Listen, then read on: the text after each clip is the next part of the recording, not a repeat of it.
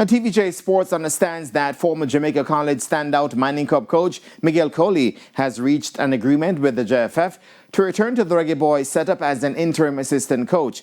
Coley will be deputy to interim head coach Rudolph Speed in guiding the Reggae Boyz at the FIFA Intercontinental World Cup qualifying playoffs in Mexico next year, March. The Reggae Boyz have been drawn in pathway 1 of the playoffs and are due to face New Caledonia on March 23, with the winner of that contest playing the Democratic Republic of Congo in the final on March 31.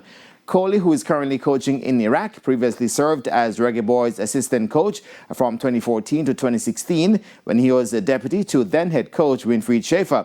It's further understood that at least 2 former Reggae Boyz could be part of Jamaica's coaching staff for the FIFA Intercontinental World Cup qualifying playoffs.